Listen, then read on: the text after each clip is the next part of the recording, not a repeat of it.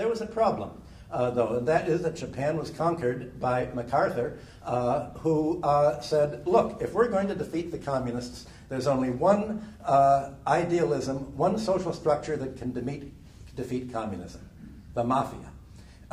MacArthur put in, he took the criminal organizations of Japan, armed them to fight against the socialists, to fight against the communists, had had enough criminals in charge of Japanese industry so that they would be completely dependent on the Americans. The Americans could always go to the Japanese and say, if you don't do what we want you to do, we're going to expose who you are.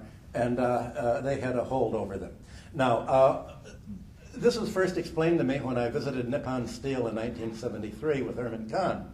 And it was very funny. We went out with the chairman of the company and the top management, and we all went out for sake and had a big dinner, and everybody wanted to begin. They said, well, you know, we sing songs from our childhood. So he sang a song that he'd learned. Herman sang a song that he knew, I guess Hava Lagila, or one of the nationalist terrorist songs that he knew. And the only song that I remembered was the International. Well, no, it was Working Men Unite. We must put up a fight to make us free from slavery and capitalistic tyranny. I remember my mother over the ironing board singing that song, and I thought that would be a nice song to indicate, make it a convivial evening. Well, the man who'd, the head of Nippon Steel, I think was a former general, he looked very peaceful, like a Buddhist almost, a calm face. All of a sudden, his face hardened into utter hate.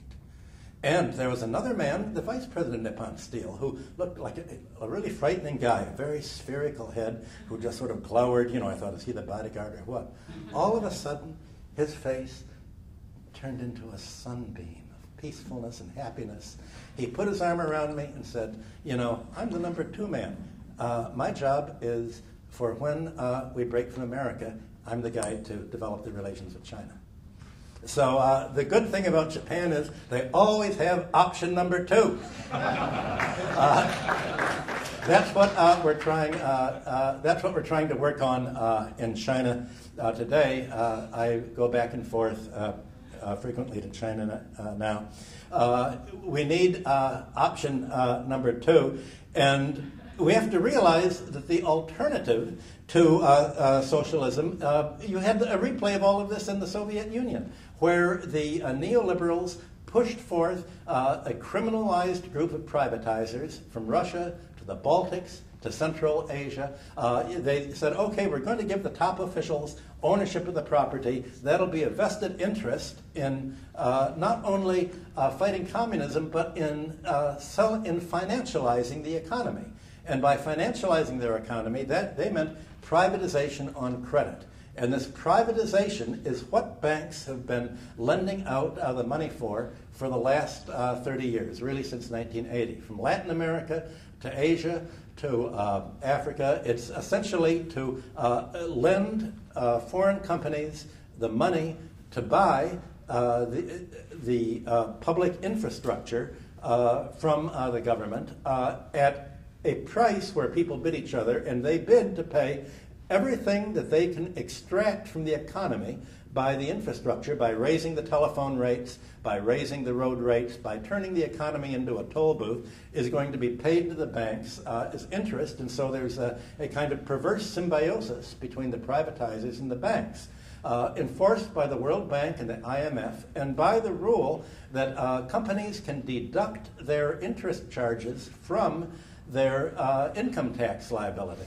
And that means that they can, in Iceland, for instance, Iceland made a deal that they're trying to prosecute now with Alcan, where Alcan will share its profits with the Icelandic government. Well, when you make a deal with a multinational for profit sharing, this is like Hollywood accounting. There aren't any profits because the parent company will set up a financing affiliate that will say, how much are the earnings? We will make a loan to the affiliate of a high enough value so that the interest payments on the loan will exactly absorb all of the earnings, and we will not have to pay any income tax to the company at all.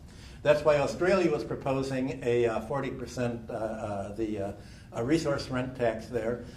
It's what I'm trying to propose in a number of Asian countries right now. The at issue is what is a public utility, and I'm going to and that essentially you should look at this as if the banking system and the financial system is a public utility. The first professor of economics at the America's first business school, the Wharton School of Economics, was Simon Patten in the 1880s. And Simon Patten, and obviously the business school was set up to promote business. Patten, like almost all the other members, founding members of the American Economic Association, had studied in Germany, not in England, but in Germany. And they had, Patten wrote that the classical economics they learned did not end with John Stuart Mill. It ended with Henry George and Karl Marx. And that is what traumatized the economics profession to turn away from classical economics and to go to essentially what became anti-classical neo-economics, which of course they call neoliberal because that's what a parasite does. I'm part of your body. So Patten said, what is the return to a public utility? And he said, it's not profit, as in the case of private investment. It's not income. A public utility should be valued by the amount by which it lowers the cost of living and doing business. It's supposed to make the economy more competitive by taking more and more services out of the marketplace. A free road is not in the marketplace. Public health, retirement pensions, these are not part of the marketplace. The objective of enlightened capitalism in America in the late 19th century was to move beyond the market economy and essentially to produce what John Maynard Keynes gently called euthanasia of the rentier. And in the years before World War I, everybody believed that the era of the rentier was out. Europe's medieval period had seen its lands conquered by force, taken over by an aristocracy. Europe had then colonized Latin America and carved out parts of Asia. The idea was that all this was to be in the past just as much as banking was to be in the past. And they were going to have national banking as a public utility. Instead, the rentiers have fought back. They've taken over in a way that nobody expected, and they are trying to bring what was supposed to be the post-market economy back into the market economy in a way that is financialized so that the entire economic surplus is to be capitalized into bank loans and paid out as interest. In other words, this is not the kind of wealth of nations that Adam Smith was talking about. It's the kind of wealth that Alan Greenspan's talking about. How much of can a corporation pay in interest payments to the junk bondholders and the corporate raiders to which our banks are lending money so that they can load the economy down with debt? And Greenspan said, look, this is we're stabilizing the economy in a way that none of you have realized. This was the great moderation. Greenspan testified before Congress and said, you may notice that despite the fact that profits are going up, investments going up, asset prices are going up, wages are not going up. And why aren't they going up? Because labor is afraid to go on strike because it's one paycheck away from defaulting on its mortgage. If it meets one bank payment, its payments on its credit cards are going to be tripled, the interest payments. It'll be subject to late fees. We've got them. We've stabilized it. We've killed the labor force. That became the Obama program. That became the Clinton program. They embraced this, and that's what the Democratic Party or the Labour Party in England or the Socialist Party in Spain is for. Their job is to double-cross their constituency and to sell out labor to their main campaign contributors, which in the Democratic Party's case is Wall Street, just as it is for the Republican Party.